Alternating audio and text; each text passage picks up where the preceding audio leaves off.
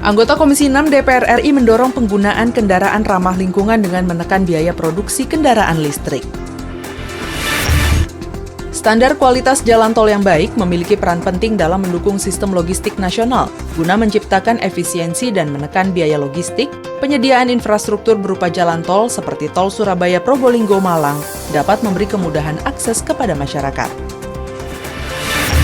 Revisi Undang-Undang Nomor 3 Tahun 2005 tentang Sistem Keolahragaan Nasional untuk Kemajuan Olahraga Nasional dan Kesejahteraan Atlet.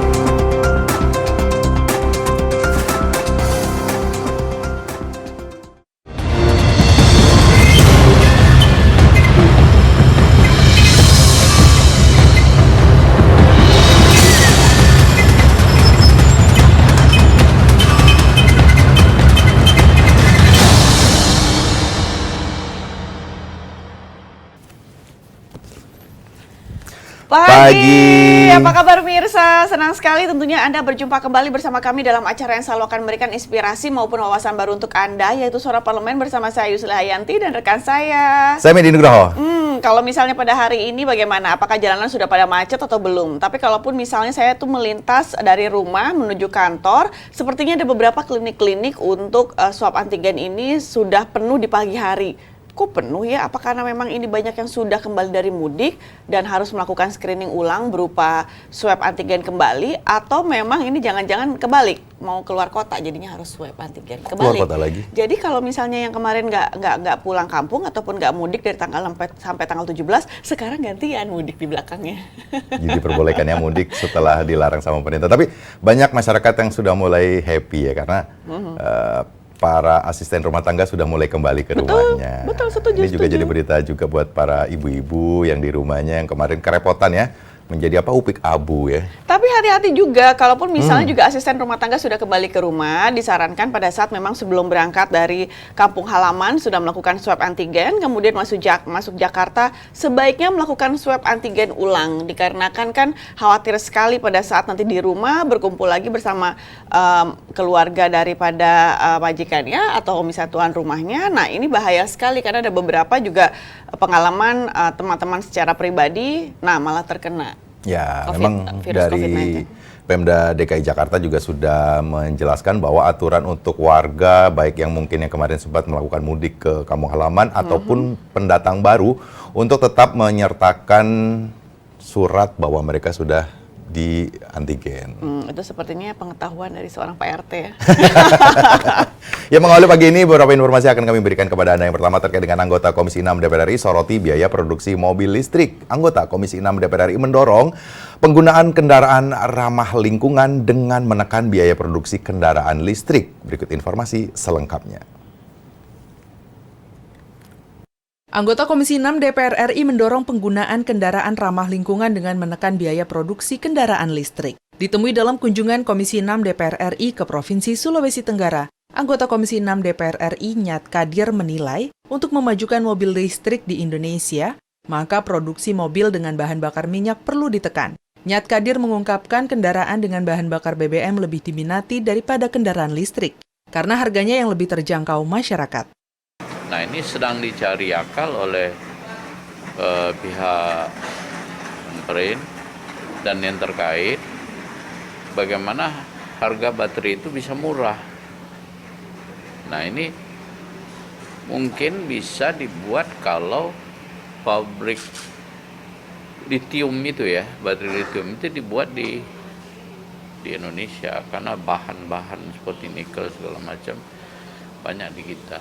Nyat Kadir mendorong pemerintah terus melakukan kajian terkait industri baterai di masa yang akan datang, khususnya untuk kendaraan listrik. Nyat Kadir berpendapat hal tersebut perlu dipersiapkan dengan baik dengan memetakan tren yang ada di pasar global. Nanti kalau energi ramah lingkungan ini sudah eksis, ini dengan sendirinya berkurang. Termasuklah yang tadi yang yang listrik tadi kan gitu. Nyat Kadir mendorong peralihan dari kendaraan dengan bahan bakar listrik ke kendaraan listrik perlu disosialisasikan kepada masyarakat. Penggunaannya kendaraan listrik dapat dimulai dari pejabat negara yang ada di pusat maupun daerah.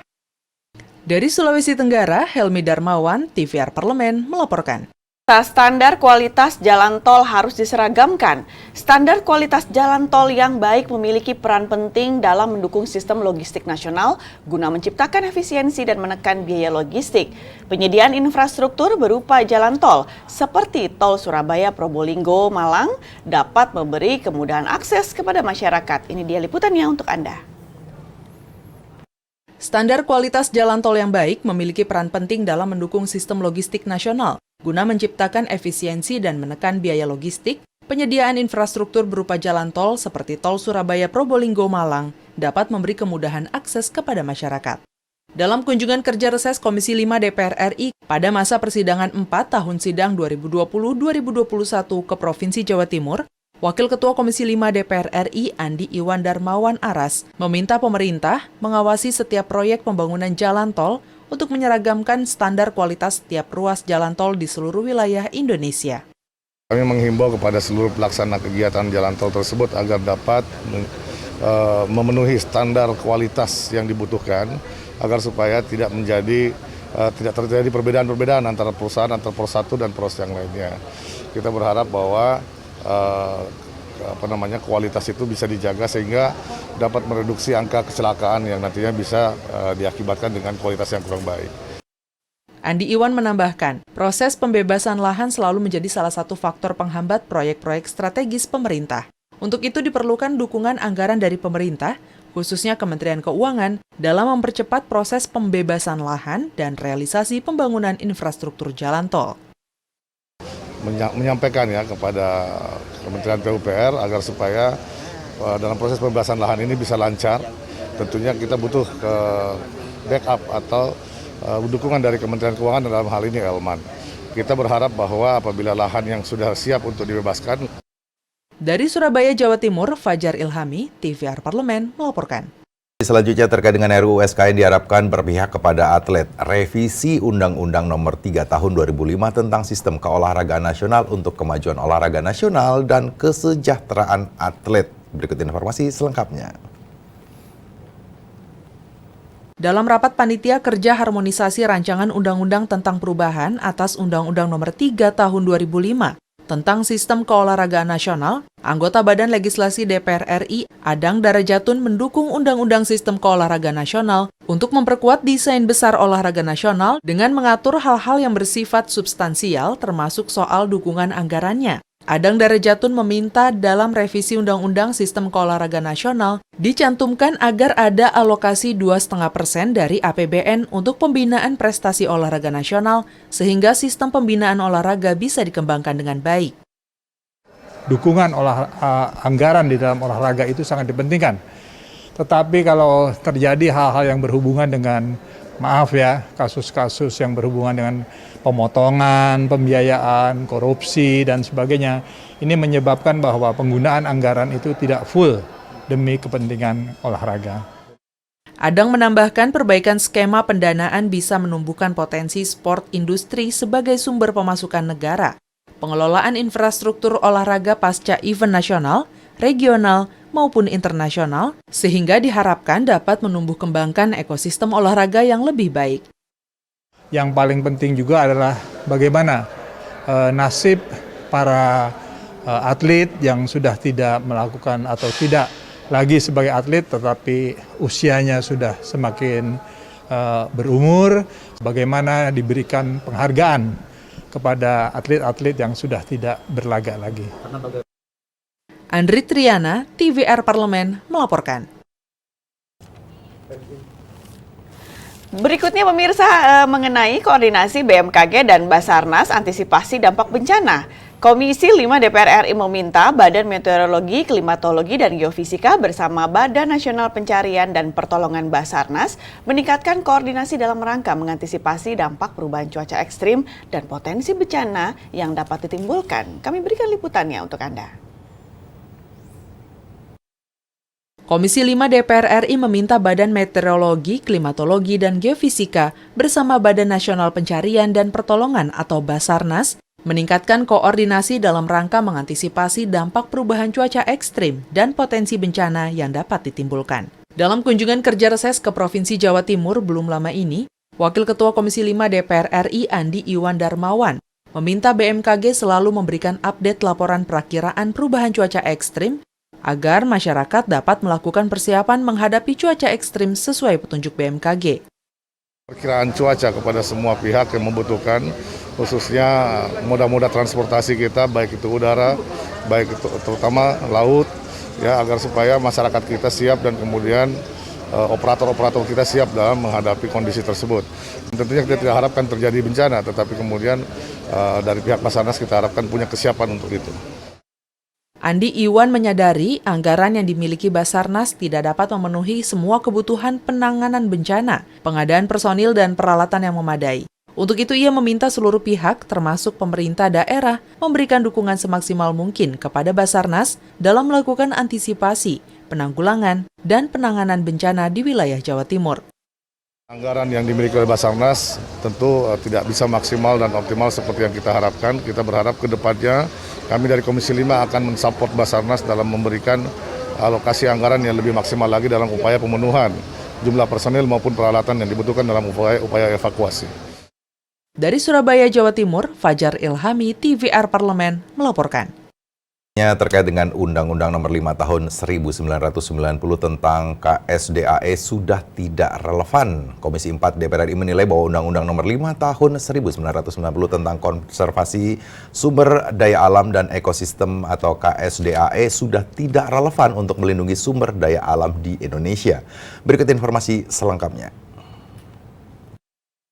Komisi 4 DPR RI menilai Undang-Undang Nomor 5 Tahun 1990 tentang konservasi sumber daya alam dan ekosistem sudah tidak relevan untuk melindungi sumber daya alam di Indonesia. Hal itu disebabkan perubahan pada tatanan global yang telah membuat bergesernya beberapa kebijakan internasional dalam kegiatan konservasi, seperti hasil konvensi terkait dengan keanekaragaman hayati, kesepakatan bilateral, dan regional. Anggota Komisi 4 DPR RI Darori Wonodipuro menilai perlu disiapkan rancangan undang-undang konservasi sumber daya alam dan ekosistem yang tidak hanya mengatur sektor kelautan, tetapi juga harus mampu menjamin adanya kepastian hukum dalam melindungi sumber daya alam secara efektif. Saran saya tadi, karena ini termasuk konservasi genetik, dimasukkan satu bab di dalam pasal di Undang-Undang Konservasi, tapi penjabarannya apakah nanti dibuat undang-undang baru khusus genetik atau khusus hanya cukup dengan peraturan pemerintah. Selain itu, menurut Darori, perlu diberikan penguatan sanksi atas kejahatan terkait pelanggaran konservasi keanekaragaman hayati dan ekosistem, dalam rangka pencegahan dan memberikan efek jera bagi para pelaku pelanggaran. Untuk itu, pemerintah perlu mengkaji lebih lanjut keputusan membuat undang-undang baru atau sekedar melakukan revisi Undang-Undang KSDAE. Dan yang ketiga juga masalah sanksi hukum, bahwa satwa ini sudah termasuk kesepakatan IUCN, yaitu konservasi dunia yang anggotanya 78 negara, juga para pakar ahli dan seterusnya. Andri, TVR Parlemen, melaporkan. Kita selanjutnya pemirsa, yaitu Desa Wisata Danau Toba harus dikembangkan.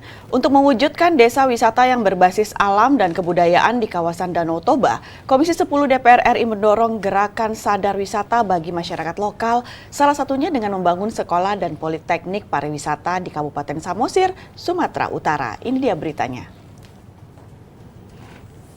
Untuk mewujudkan desa wisata yang berbasis alam dan kebudayaan di kawasan Danau Toba, Komisi 10 DPR RI mendorong gerakan sadar wisata bagi masyarakat lokal, salah satunya dengan membangun sekolah dan politeknik pariwisata di Kabupaten Samosir, Sumatera Utara. Ditemui usai membuka acara bimbingan teknik pengembangan ekonomi kreatif di Kabupaten Samosir, anggota Komisi 10 DPR RI Sofyantan mengatakan, badan usaha milik negara harus menjadi pendamping usaha kecil dan menengah, khususnya di kawasan wisata prioritas nasional seperti Danau Toba.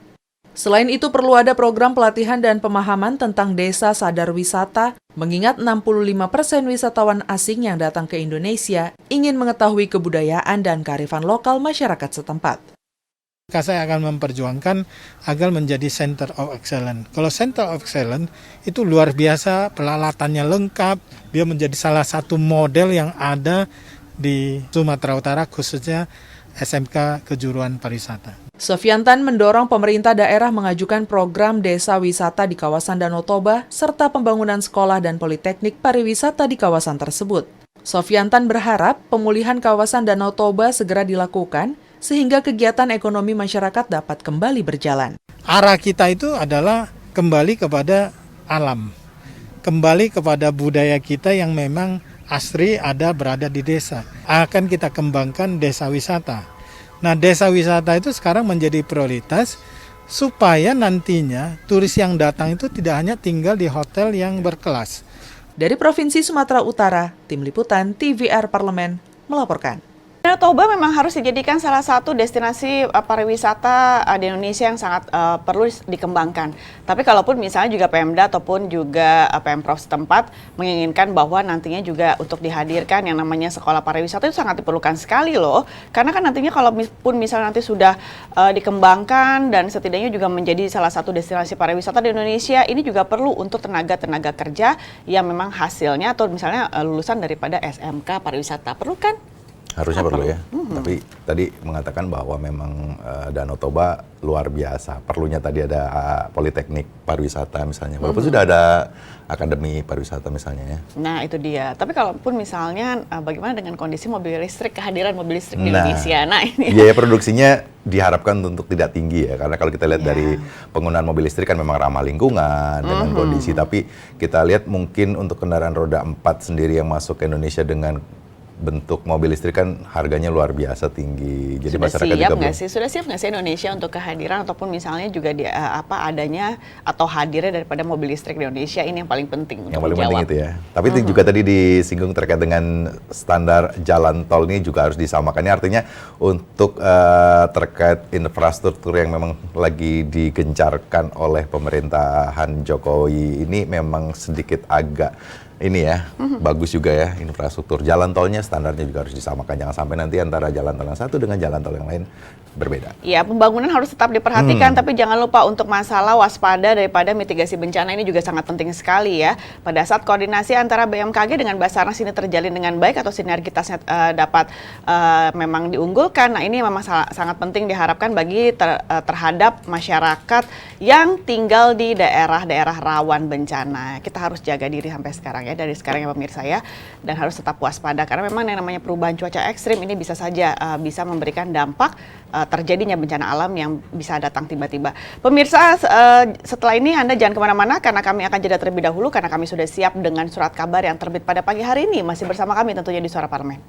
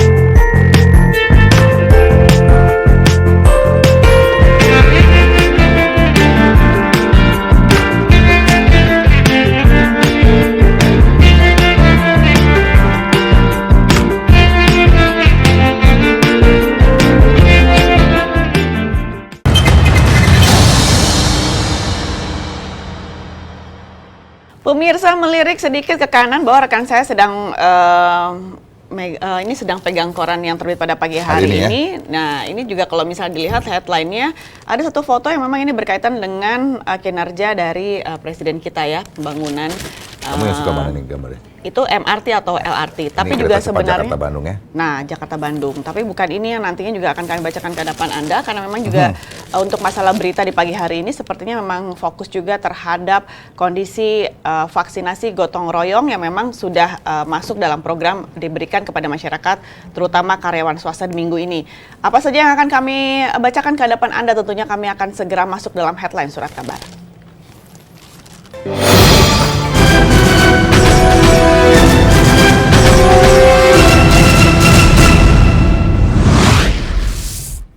Mas, pada pagi hari ini mengangkat biaya vaksinasi gotong royong dinilai mahal. Biaya yang dinilai terlalu mahal dan pasokan vaksin COVID-19 yang terbatas membuat tidak semua industri bisa berpartisipasi dalam vaksinasi gotong royong. Pemerintah telah menetapkan harga vaksin gotong royong COVID-19 beserta tarif vaksinasinya.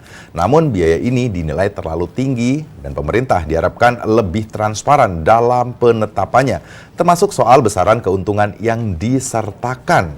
Pengamat kebijakan Agus Pambagio menyatakan bahwa harga untuk vaksin gotong royong memang harus ditetapkan agar biaya yang beredar di pusaran atau pasaran bisa dikontrol. Nah, kembali lagi, sepertinya memang kemarin juga sempat di Harian Kompas dibahas mengenai harga daripada vaksin gotong royong. Kemudian juga hari ini dijadikan kembali di headline surat kabar tersebut bahwa biaya vaksinasi gotong royong ini dinilai mahal.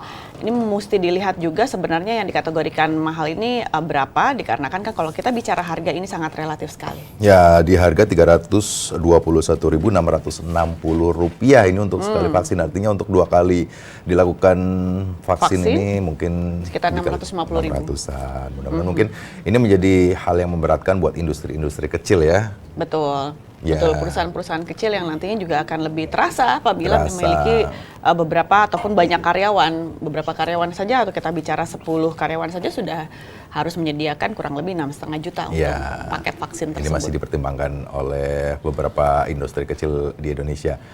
Kemudian masih di Harian Kompas, terjadi arus mudik gelombang kedua. Selain mengantisipasi arus balik, kini petugas daerah juga harus waspada terkait dengan arus mudik gelombang kedua yang terjadi setelah larangan mudik berakhir pada 17 Mei 2021.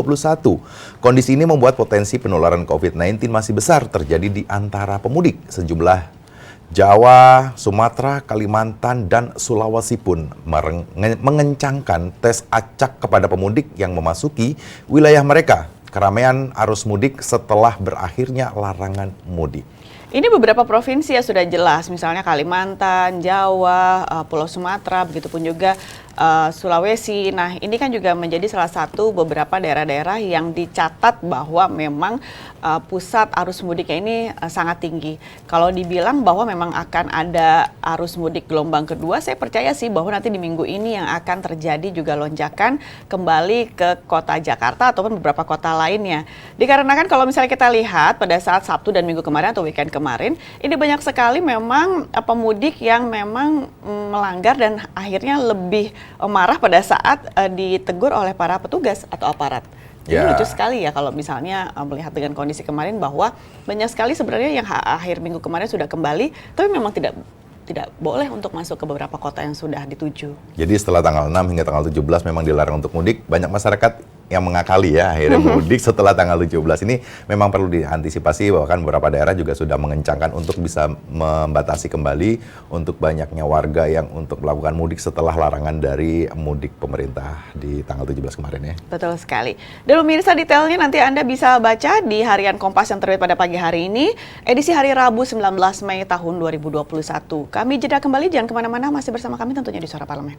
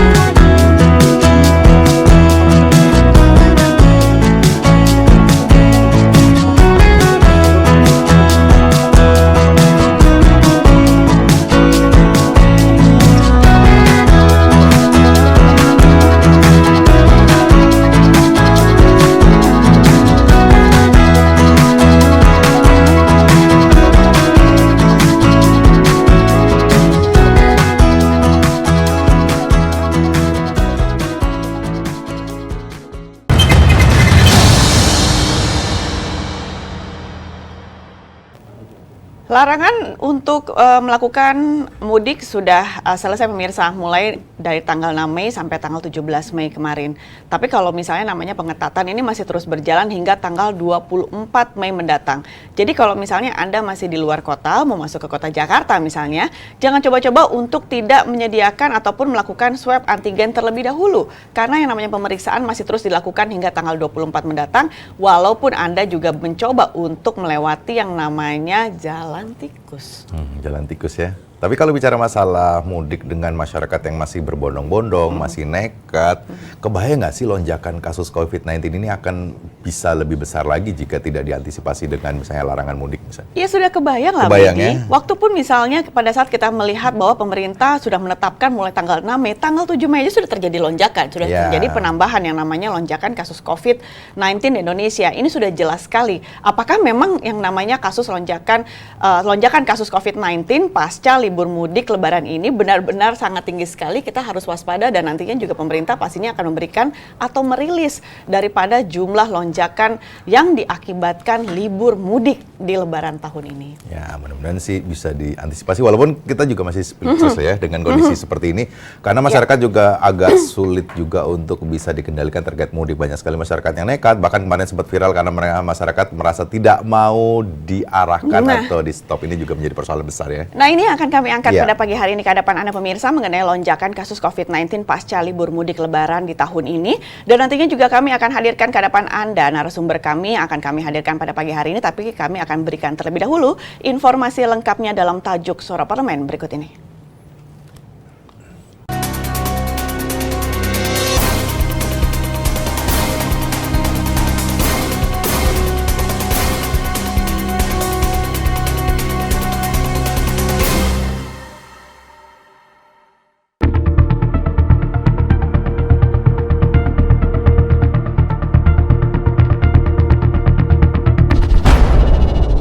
Lonjakan kasus COVID-19 pasca mudik Lebaran. Potensi lonjakan kasus COVID-19 pasca mudik Lebaran sangatlah besar. Hal ini dikarenakan masih banyaknya masyarakat yang melakukan mudik sehingga menyebabkan peningkatan positivity rate dan jumlah pemeriksaan spesimen yang mengalami penurunan akibat libur Lebaran. Untuk itu, pemerintah harus melakukan antisipasi untuk mengatasi potensi meningkatnya kasus COVID-19 pasca mudik Lebaran. Mengingat, tanggal 17 Mei 2021 merupakan hari terakhir larangan mudik dan berpotensi terjadinya arus balik. Pemerintah harus melakukan penyekatan dan screening yang dilakukan dalam masa arus balik di titik-titik yang telah ditentukan, agar benar-benar efektif sehingga dapat menekan potensi kenaikan kasus COVID-19. Di samping itu, pemerintah daerah atau Pemda harus mengawasi secara ketat pergerakan atau mobilitas masyarakat yang masuk ke setiap daerah, khususnya kepada masyarakat yang melakukan mudik, serta pemerintah harus meningkatkan jumlah tes COVID-19 dan pelacakan atau tracing kepada masyarakat yang telah melakukan perjalanan jauh atau mudik, guna memastikan masyarakat tidak membawa virus ketika kembali ke lingkungannya masing-masing. Untuk itu, pemerintah harus mempersiapkan ruang isolasi, obat-obatan, tenaga kesehatan, dan seluruh fasilitas kesehatan yang dibutuhkan untuk penanganan COVID-19, mengingat melonjaknya kasus COVID-19 diperkirakan baru dapat diketahui kurang lebih dalam kurun waktu 2 minggu ke depan, sehingga diperlukan antisipasi dan kesiapan dini untuk menghadapi hal tersebut.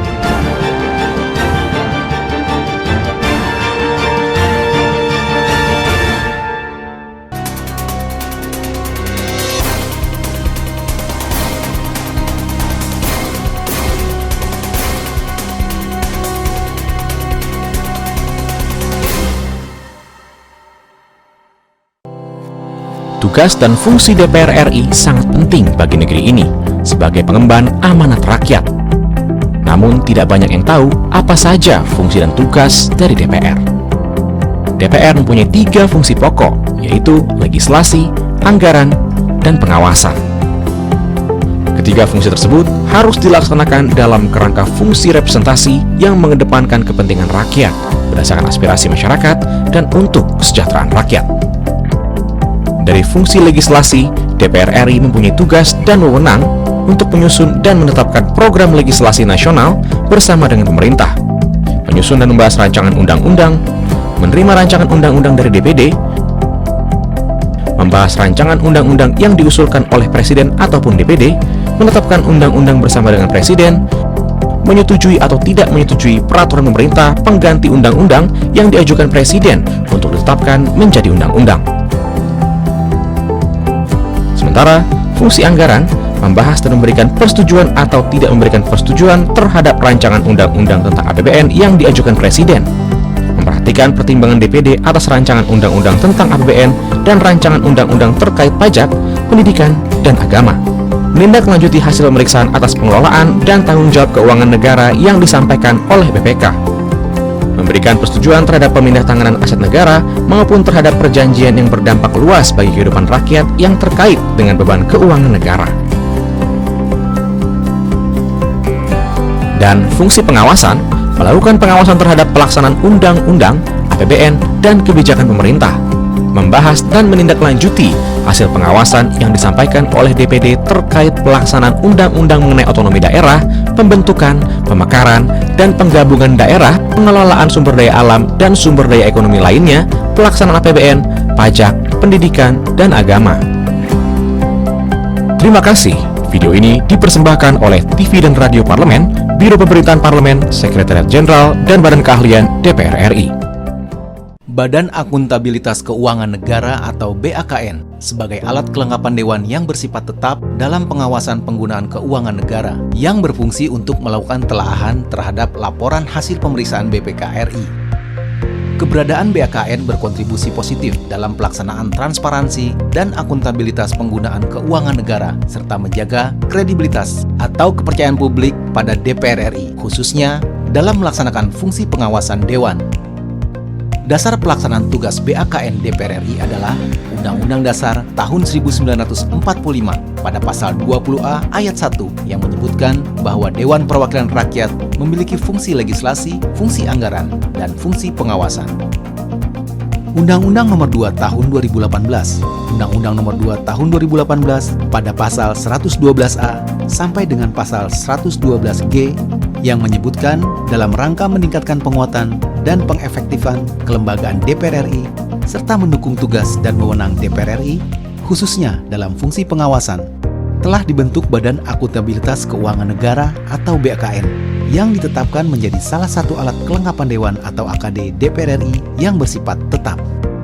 Dalam melaksanakan tugasnya, BPK menjadi mitra utama dari BAKN DPR RI, di mana hasil pemeriksaan BPK menjadi dasar penelaahan yang dilakukan oleh BAKN DPR RI untuk kemudian disampaikan pada Komisi DPR RI.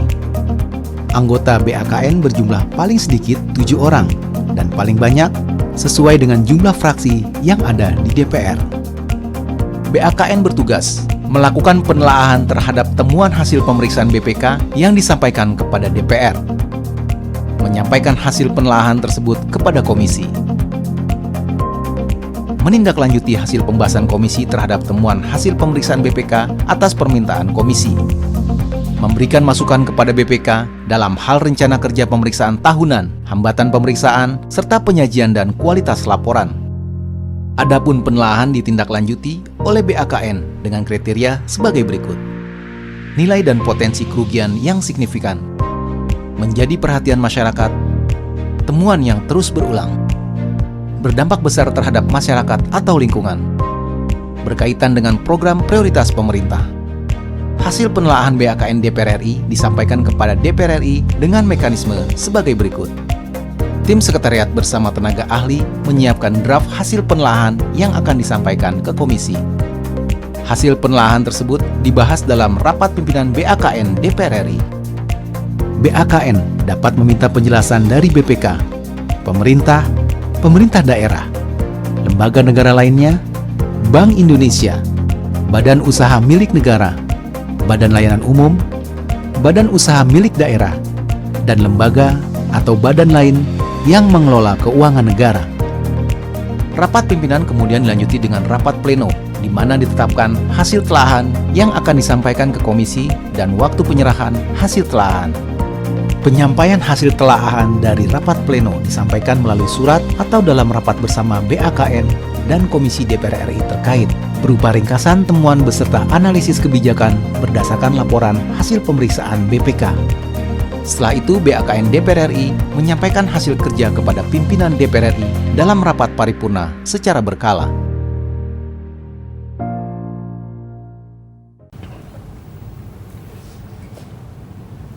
Kembali bersama kami pemirsa dalam Suara Parlemen, dan pada segmen kali ini kita di segmen dialog pada pagi hari ini. Sudah hadir bersama kami di sini yaitu anggota Komisi 9 DPR RI. Beliau adalah Bapak Dr. Andes Haji Darul Isiska. Beliau dari fraksi Partai Golkar Daerah Pemilihan Sumatera Barat 1. Dan narasumber kami pada pagi hari ini juga ada Ibu Dr. Hajah Neti Prasetyani, MSI. Beliau dari fraksi PKS Daerah Pemilihan Jawa Barat 8. Dan pada pagi hari ini karena kita akan berempat, jadi kita harus patuh ya. Ya, protokol patuh ya. kesehatan Jaga untuk jarak, menggunakan masker, jaga jarak. Assalamualaikum Bapak Ibu, apa kabar? Waalaikumsalam warahmatullahi wabarakatuh. Tapi tidak mudik kan? Tapi kan tidak mudik ya Pak ya? Enggak. Iya Bu ya? Kita konsisten. Kita justru harus menjadi teladan bagi yang lain. Kalau pemerintah bilang jangan mudik, ya kita nggak mudik. Tapi melihat dengan kondisi sampai saat ini Pak Darul, kalau misalnya saya boleh bertanya bahwa bagaimana Bapak melihat dengan konsistensi dari pemerintah dalam menerapkan atau misalnya juga menjalankan pelarangan mudik dari tanggal 6 hingga tanggal 17 Mei kemarin?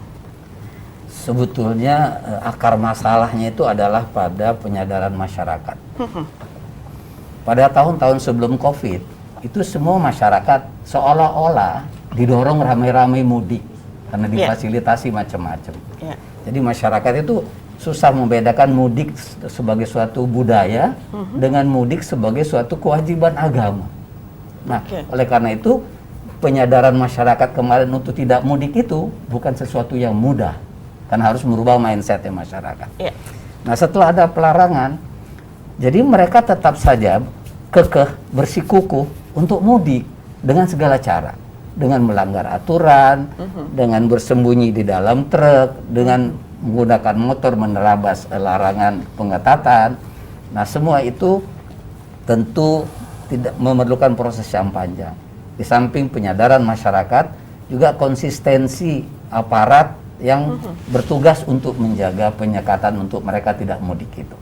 Ya, ditambah memang kebijakan atau regulasi yang diberlakukan oleh pemerintah ini, saya garis bawahi perlu konsistensi. Ya, tadi Pak Darul sudah menyebutkan konsistensi. Jadi kalau kita berharap masyarakat memiliki kesadaran untuk tidak mudik, ya seharusnya kebijakan itu semuanya inline. Jadi jangan sampai satu sisi melarang mudik sebagai kebijakan politik negara, tapi sisi lain ada wacana tempat-tempat wisata dibuka gitu. Jadi hal ini yang membuat masyarakat juga mengalami kebingungan, ya, ingin patuh, ingin disiplin, tapi kok ada satu pelonggaran begitu. Nah, hal seperti ini yang menurut saya juga menjadi catatan ya Pak Darul ya. Betul, di Komisi 9 kita sering mengingatkan pemerintah untuk bisa menggulirkan kebijakan regulasi yang konsisten satu sama lain ya, tidak kontradiktif ya, dan tentu saja kita berharap semuanya bermuara pada upaya untuk pengendalian dan penanganan pandemi COVID-19 ini, seperti itu. Pak Darul, tapi kalau kita bicara masalah larangan mudik ini, di sisi lain misalnya tadi Bu Neti juga mengatakan bahwa misalnya di pariwisata, tempat-tempat pariwisata dibuka. Artinya kan pemerintah kita melihat bahwa ada satu dilema besar. Di sisi lain jika misalnya pariwisata pun ditutup, ekonomi juga pasti akan daya beli masyarakat juga menurun. Artinya kebijakan ini sudah tepatkah dilakukan pemerintah? Terkait walaupun masalah resiko juga besar juga. Iya, kalau kita mau bicara konsisten dari pertama dulu COVID, kita itu berdebat. Kita mau selesaikan COVID-nya dulu, atau mau dibarengin dengan ekonomi.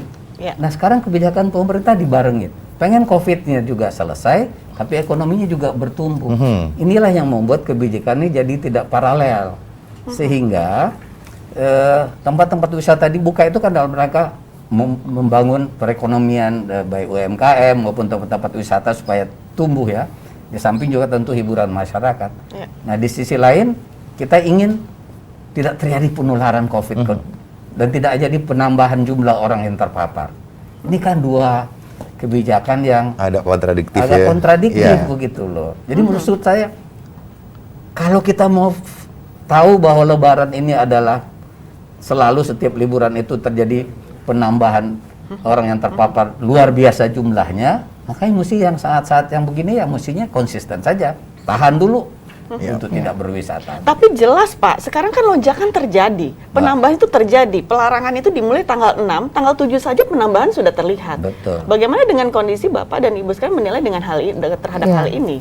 Kalau menurut saya begini Mbak Yus, karena pandemi ini kan udah setahun ya, jadi artinya secara psikologis juga kita melihat masyarakat sudah mengalami berbagai kejenuhan ya. Satu sisi dari aspek kesehatan, mereka juga tidak semuanya memiliki literasi yang cukup memadai untuk memahami situasi pandemi ini, dan kemudian dari aspek ketenagakerjaan juga banyak masyarakat kita yang terdampak begitu. Jadi memang ada kompleksitas ya dalam penanganan pandemi ini. Jadi kalau tadi Pak Darul katakan pilih kesehatan atau pilih ekonomi ya, nah mungkin awal-awal ya kelihatannya pemerintah masih ingin untuk mempertahankan kesehatan, tapi kan dengan dibubarkannya gugus tugas, kemudian dibentuknya satgas ya di bawah komite, ini kan menggambarkan bahwa pemerintah ingin mengkomunikasikan antara kesehatan dengan ekonomi. Tapi catatannya adalah bahwa ketika kita bicara kebijakan apapun, seharusnya memang satu tadi ada konsistensi, yang kedua keteladanan ya, sehingga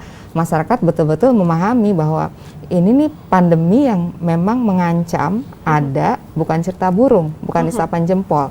Nah ini kan kalau menurut saya ada yang berkontribusi membuat masyarakat akhirnya tidak patuh, tadi Mbak Yus katakan mengakali kebijakan dalam tanda kutip ya, cari jalan tikus dan sebagainya.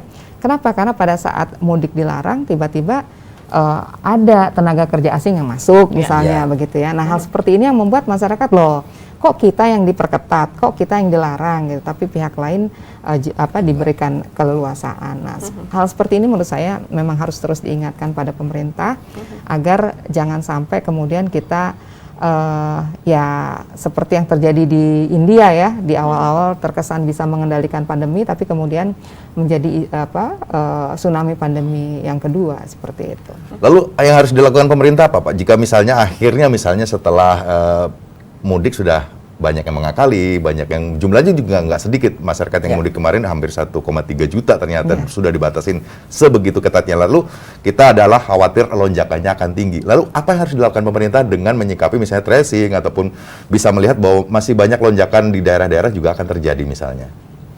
Kalau saya melihatnya begini, tracingnya harus ditingkatkan. Pengetatan orang balik ke ibu kota atau ke kota-kota besar harus ditingkatkan.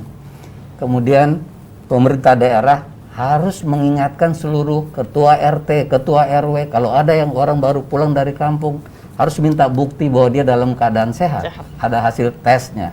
Kalau dia tidak, maka segera saja itu dia dikirim ke puskesmas, dikirim ke tempat isolasi, agar dia tidak menular kemana-mana. Jadi menurut saya, dengan gejala yang sekarang sudah kita tahu, makin tinggi jumlah atau makin banyak orang yang terpapar setelah lebaran, mudik lebaran ini, maka pengetatannya harus dilakukan di semua sisi. Yang mau berangkat dari udik atau dari kampung kembali ke tempat kerjanya harus diingatkan. Mau masuk Jakarta atau masuk kota-kota besar, penyekatannya ditingkatkan. Di Jakarta sendiri atau di kota besar sendiri, RT RW yang harus kita mintai tolong untuk mereka menjaga rakyatnya, menjaga masyarakatnya agar tidak terpapar bagi mereka yang baru pulang dari kampung halaman. Artinya pemerintah ditingkatkan kembali pengetatan ini menjelang walaupun sudah berakhir masa pengetatan tanggal 17 kemarin misalnya. Ya masanya baru berakhir yang resmi. Tapi kan ada mereka yang setelah masanya lewat baru mereka mudik. Atau dilewatin dulu masanya baru mereka masuk Jakarta. Jadi menurut saya jangan time frame-nya ketetapan itu. Tetap saja sejauh masih ada yang keluar masuk kota, keluar masuk kampung, tetap aja harus dijagakan pengetatannya. Ya, kalau menurut saya dalam konteks tanggung jawab pemerintah, Mas Medi, memang kesiapsiagaan sistem dan kapasitas layanan kesehatan ini harus terus ditingkatkan. Apatah lagi sudah ada sinyal ya masuknya varian baru ke Indonesia ya, ada 3 jenis varian baru ya. Betul. Pak Darul disampaikan oleh Kemenkes. Nah tentu saja kita harus bisa memitigasi dan kemudian menyiagakan seluruh layanan kesehatan kita. Tadi betul yang disampaikan oleh Pak Darul, 3T ini menjadi tanggung jawab pemerintah ya.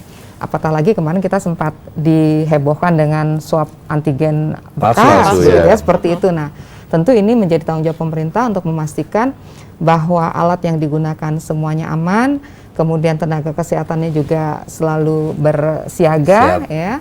Dan kemudian yang ketiga tidak ada tebang pilih. Kalau saya perhatikan ini Pak Darul di beberapa titik, di beberapa poin, saat-saat tertentu diketatkan gitu, tapi pada jam-jam yang lain itu dibolehkan lewat gitu. Nah ini kan menurut saya juga menjadi satu catatan ya buat pemerintah, termasuk juga para aparat yang bertugas ya. Dan yang berikutnya adalah pemerintah daerah. Kita kemarin juga sempat menggarisbawahi adanya indikasi penurunan angka kasus oleh pemerintah daerah. Nah kita minta lah ya kepada pemerintah daerah untuk secara jujur, transparan, membuka saja data ini. Kenapa? Karena kalau kemudian ada trik-trik untuk mengecilkan angka atau kasus positif di beberapa daerah, untuk dikatakan bahwa daerah ini berhasil, menurut saya ini justru satu kebohongan. Yang kedua akan mengganggu ya penanganan pandemi ini ke depan. Nah, tapi kalau misalnya kita lihat tadi ada tebang pilih,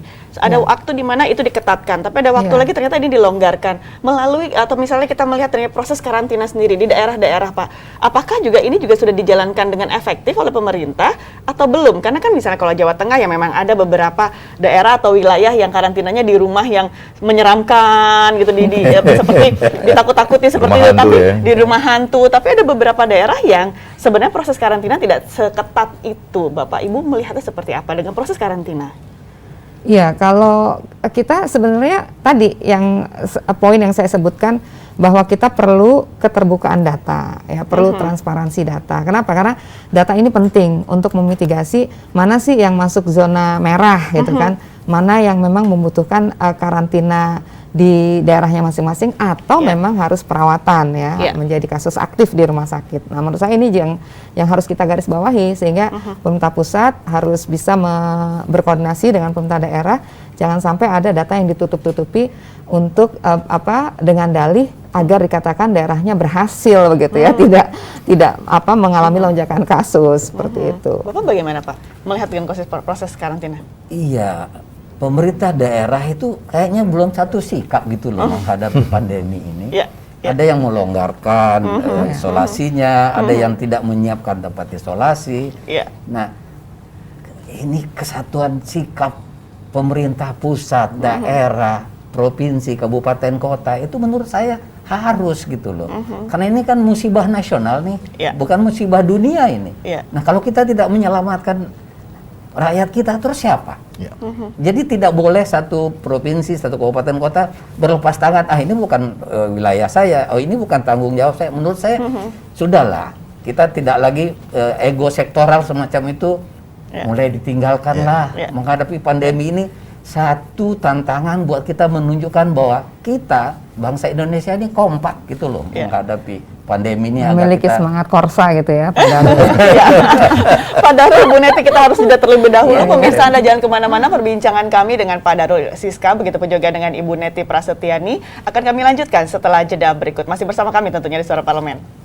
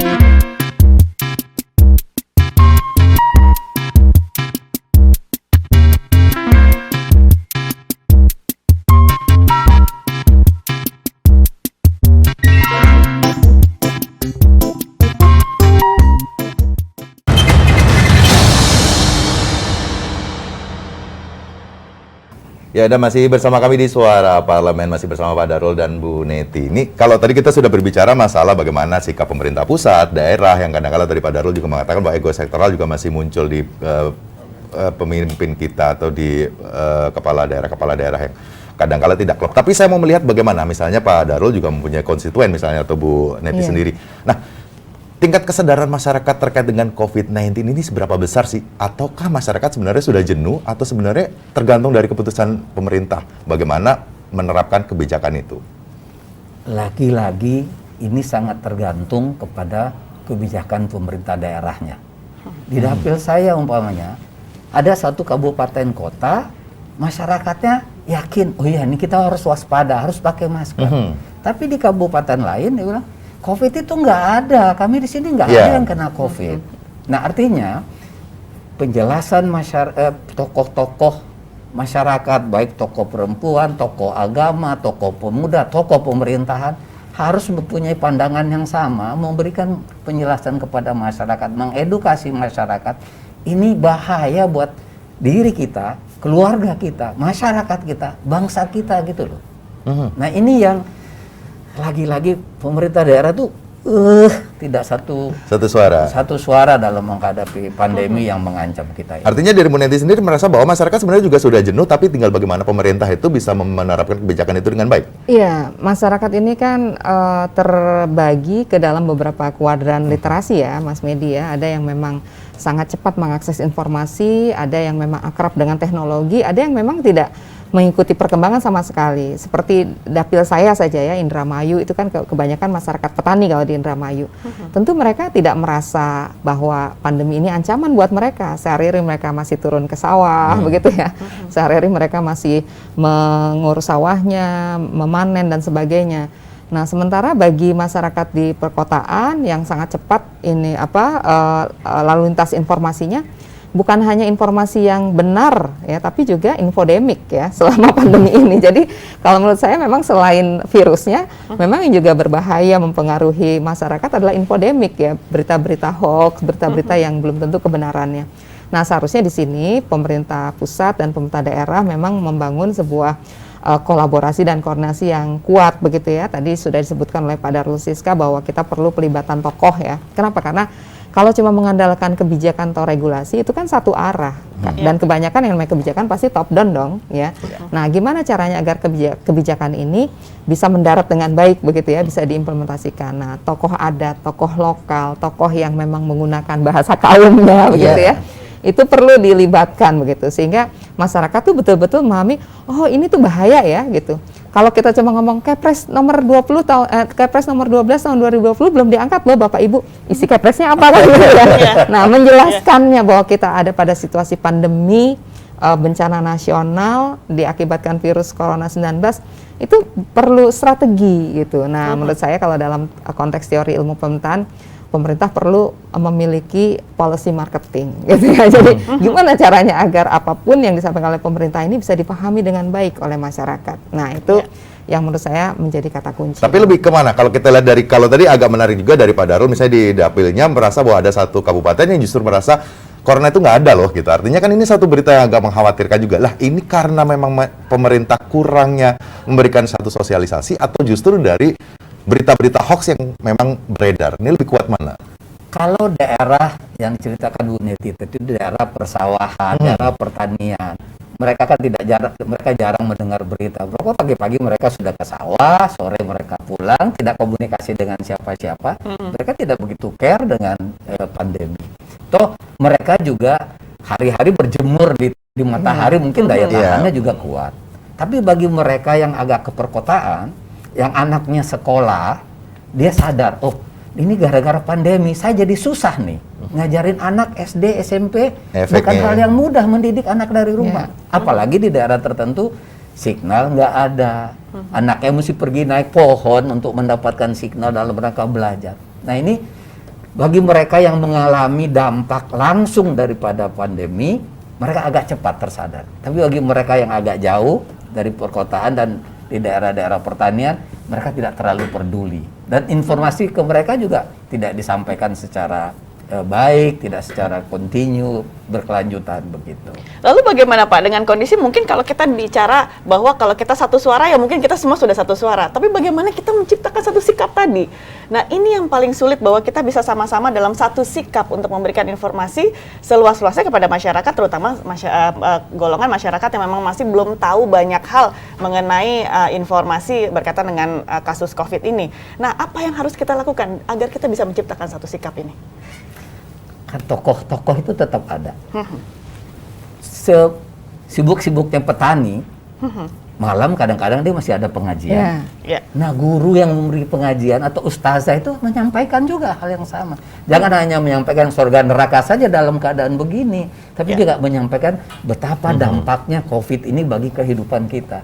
Kalau sudah ada yang kena COVID, mau sholat susah, mau Idul Fitri nggak bisa, mau taraweh susah. Nah ini harus menjadi ada kombinasi antara ilmu agama yang disampaikan dalam rangka peningkatan ketakwaan dengan ilmu sosial yang kita hadapi, dengan ilmu kesehatan yang kita hadapi hari ini, sehingga mereka juga paham dua-duanya begitu. Iya, artinya kalau kita bicara tentang pandemi ini kan semuanya akhirnya bermuara pada satu kata, yaitu perubahan perilaku, gitu ya. Kalau di Satgas ada tuh bidang perubahan perilaku. Nah ternyata memang tidak mudah ya mengubah perilaku dari yang biasa nggak pakai masker menjadi pakai masker ya, kemudian biasa berkerumun, atau kemudian kita nih masyarakat yang guyup kan. Nah tiba-tiba harus berjarak begitu. Nah kata kuncinya adalah pengulangan, ya, pengulangan informasi, pembiasaan, dan kemudian tadi ada semacam tema-tema baru yang diangkat di tempat-tempat kegiatan masyarakat. Ada khutbah Jumat, ya, ada majlis taklim, ada tempat-tempat orang berkumpul. Menurut saya ini juga penting disentuh tadi ya, tema-tema pandemi menjadi tema-tema baru dalam ceramah atau dalam kajian-kajian seperti itu. Khutbah nikah, kan ini model nih. Di kampung saya paling tidak, habis Lebaran tuh melanjutkan pernikahan. Mumpung saudaranya masih kumpul.